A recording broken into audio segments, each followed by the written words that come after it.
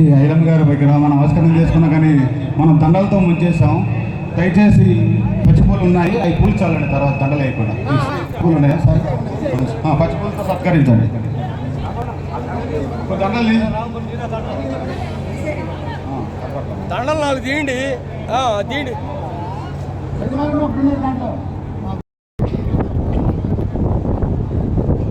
నమస్కారం, నా పేరు ముదిగొండ రాంబాబు, భద్రాద్రి కొత్తగూడెం జిల్లా రజక వృత్తిదారుల సంఘం జిల్లా అధ్యక్షుడిని.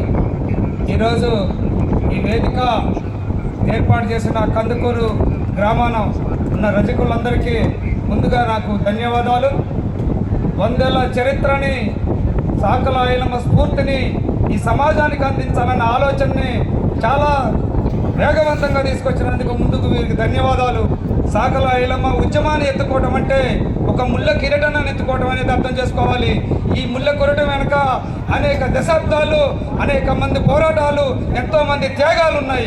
మరి ఈ త్యాగాలను మనం అవశేషాలు పూసుకొని ముందుకు పనిచేస్తేనే మనం దాన్ని సాధించిన వాళ్ళు అవుతాం. ఐలమ్మ అసలు వారసులు ఎవరంటే భూమి కోసం, ముక్తి కోసం, వెట్టి చాకిరి విముక్తి కోసం ఆమె ఆనాడు పనిచేసిందంటే ఒక 100 ఏళ్ల చరిత్రకు ముందే మన రజకులందరూ విద్యావంతులు అవ్వాలి, రాజకీయంగా ఎదగాలి.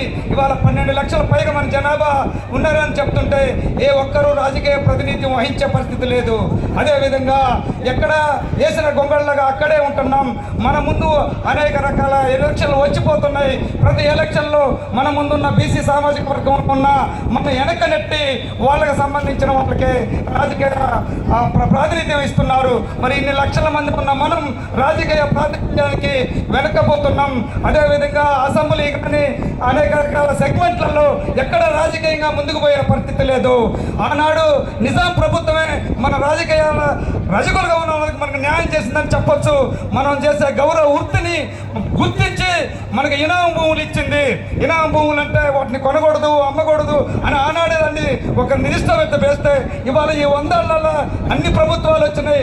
రజకులకి చేసే సేవ, అసెంబ్లీలో కూర్చున్న ఎమ్మెల్యే కూడా ఈ తెల్ల చొక్కా వేసుకొని కాలు రేగేసుకొని ఉండే అందంగా ఉన్నాడంటే మనం చేసిన చాకిరి.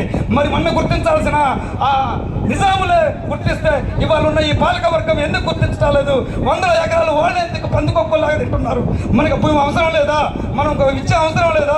సమాజంలో మన పిల్లలు విద్యావంతులు అవసరం లేదా? మనం రాజకీయంగా ఎదగాల్సిన అవసరం లేదా? మరి దీనంతా ప్రశ్నించాలంటే తమ్ముడు శ్రీనివాసరావు చెప్పారు, మనమంతా ఒక వేదిక మీదకి రావాలి, మనం ప్రశ్నించాలి, మాకు రాజకీయ ఓటాలు, మా ఓటా మాకు రావాలని చెప్పేసి అడగాలి. మరి అటువంటి కార్యక్రమాలను మనం చైతన్యవంతం చేయాలంటే పిల్లల ముందు చదివించాలి.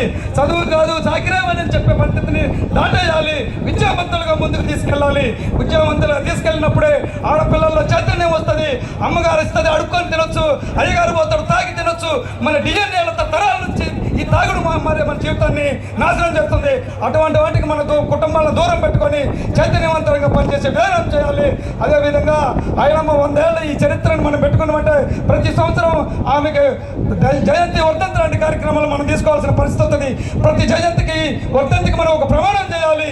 ఈ గ్రామంలో మన రజకులకి ఏం తక్కువ అయిపోయింది, ఏం చేస్తే వీళ్ళు సాంస్కృతిక ముందుకు వస్తారు, ఆర్థికంగా బలపడతారు, ఎటువంటి సమస్యల మీద మనం పోరాటం చేయాలి. ఒక ఉద్యమ కార్యక్రమాలుగా తీసుకొని వచ్చే సంవత్సరం కల్లా ఇక్కడ ఉన్న రజకుల సమస్యలు అన్నింటి మీద మనం పోరాడే పరిస్థితి తీసుకెళ్ళాలి. ఇందిరమ్మ ఇల్లు ఇట్లాంటి ప్రభుత్వం పథకం తీసుకొచ్చి పెడుతున్నప్పుడు మా ఓటా అడిగే దమ్ము లేక మనం వెనక పరిస్థితిలో ఉంటున్నాం.